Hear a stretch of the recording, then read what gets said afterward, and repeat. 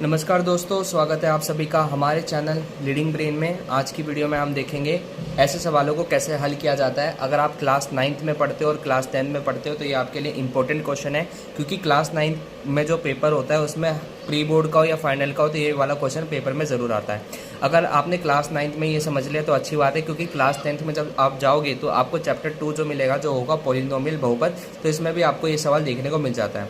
तो इसलिए कह रहा हूँ कि अगर आप क्लास 9th और क्लास 10 में पढ़ते हो तो ये आपको क्वेश्चन आना चाहिए। तो सबसे पहले हम देखते हैं कि यहाँ पर मैंने एक सवाल लिखा जो है √3x² + 10x + 7 √3। ये एक द्विघात बहुपद है। द्विघात बहुपद इसलिए मैं कह रहा हूँ क्योंकि इसकी जो घात है सबसे बड़ी 2 है और उसे आगे लिखा हुआ है, और ये कुछ ax² + bx + c जैसा लग रहा है, लग नहीं रहा, वही है। और अगर आप सेकंड वाला भी देखो तो ये भी द्विघात बहुपद है। अब बात करते हैं अगर पेपर में आता है तो कैसे आता है। तो सवाल ऐसे ही लिखा आएगा, आपको एक समीकरण मिल जाएगा और उसकी हेडिंग लिखी होगी गुणनखंड कीजिए। तो चलिए आप बात करते हैं कि सवाल को कैसे हल किया जाता है। तो सोल्व करेंगे हम पहले इसके पहले पार्ट से, जो है √3x² + 10x + 7 √3। तो ये मैंने क्वेश्चन उतार लिया। अब उसको सोल्व कैसे करते हैं तो सबसे पहले मैं बता देता हूँ, ये आपको लिखना नहीं है, बस मैं ऐसे ही बता रहा हूँ। तो यहाँ पर ये इस तरह से लग रहा है, ax² + bx + c = 0 लगाना है तो 0 लगा सकते हो, बाकी तो इतना तो लिखना ही है। तो ये द्विघात बहुपद है। तो x² के साथ जो भी लिखा रहता है उसे a कहते हैं, x के साथ जो भी होगा उसे b कहा जाएगा, और c के साथ ना तो x² होता है ना तो x होता है। अगर हम बात करें तो अब इसमें हम देखेंगे कि इसमें a क्या है, b क्या है और c क्या है। तो आप अगर ध्यान से देखें, अगर मैं बोलूँ x² के साथ क्या है तो आप बोलोगे √3। तो यहाँ पर आप देख सकते हो x² के साथ a है, यानी कि a क्या हो जाएगा हमारा √3, तो यानी कि a हमारा √3 है। बात करते हैं b की, तो मैंने अभी बोला x के साथ जो भी लिखा रहता है उसे b कहते हैं। तो इस सवाल में आपको x दिख रहा है, ये रहा x, तो x के साथ क्या लिखा है b 10, तो यानी कि b क्या हो जाएगा 10। और मैंने आपको c तो बताया, c क्या होता है, खाली गिनती होती है, इसके ना तो x² होता है ना तो x होता है। तो c पे आप देख सकते हो इसके साथ ना तो x² है ना तो x है, यानी कि c हो जाएगा हमारा 7 का √3। इतना करने के बाद आपको क्या करना है, a को c से गुणा करना है। किसको गुणा करना है, a को c से। a कौन है, a है √3, और c कौन है, c है 7 √3। देखिए अगर आपको ये गुणा करना नहीं आता तो मैं आपको बताता हूँ। तो 7 तो ऐसे ही रहेगा, इसको आप कुछ ना करें। √3 को √3 से गुणा करना, √3 को √3 से गुणा करना। जब आप √3 को √3 से गुणा करेंगे तो √9 मत बोल देना, √3 को √3 से गुणा करके उसका एक नॉर्मल 3 बना देना, ठीक है। ये भी √3 जो है ये 3 का आधा है, ये भी √3 का आधा है। जब दोनों को गुणा करते हैं तो पूरा 3 बनता है। तो 7 को 3 से गुणा करेंगे तो कितना आएगा, 21। 21 आने के बाद आपको क्या करना है, 21 आने के बाद आपको 21 का एलसीएम लेना है। क्या करना है, 21 का एलसीएम लेना है।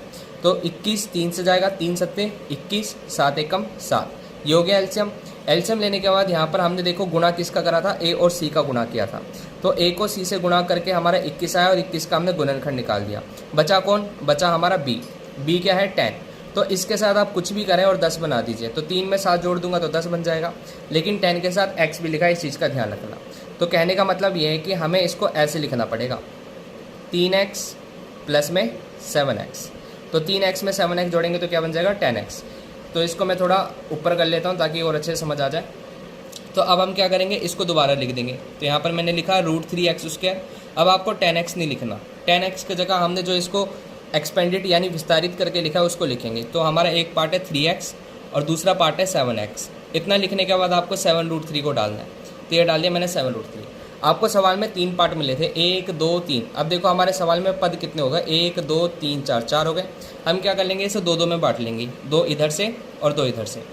अब यहाँ पर इंपॉर्टेंट चीज़ चलती है, कई बच्चों को कॉमन लेना नहीं आता, तो आप थोड़ा ध्यान से सुनना कि कॉमन कैसे लेते हैं। तो सबसे पहले हम देखेंगे कि इसके अंदर सेम क्या है। यहाँ पर भी x है और यहाँ पर भी x है, तो यहाँ पर हम निकालेंगे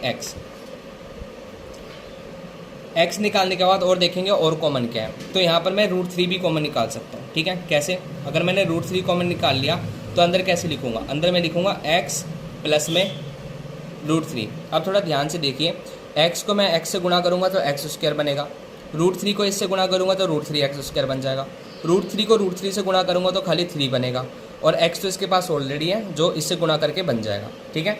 अब एक चीज़ का ध्यान रखना है इस सवाल में कि जो पहले ब्रैकेट में आता है वो दूसरे ब्रैकेट में आपको वैसे का वैसे यानी एज इट इज़ लिख देना है। अब थोड़ा मिला के देखिए क्या ये मैच कर रहा है, नहीं मैच कर रहा, क्योंकि इसके साथ 7 है वो भी प्लस का, तो आपको बस यहाँ पर प्लस का 7 ही लिखना होता है।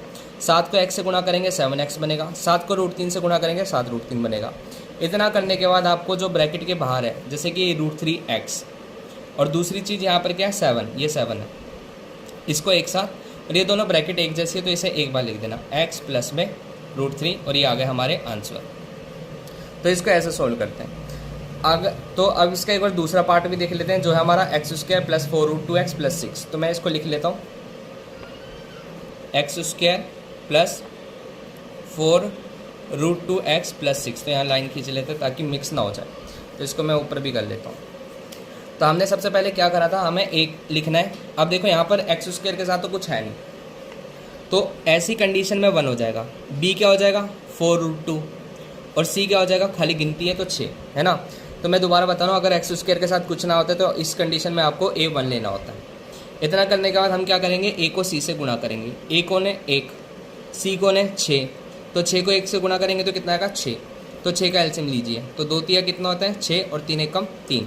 हमने किसको गुणा किया, a और c को गुणा किया, बचा कौन, बचा b, और b कितना है 4√2, कितना है 4√2x भी लगा देते हैं, ठीक है।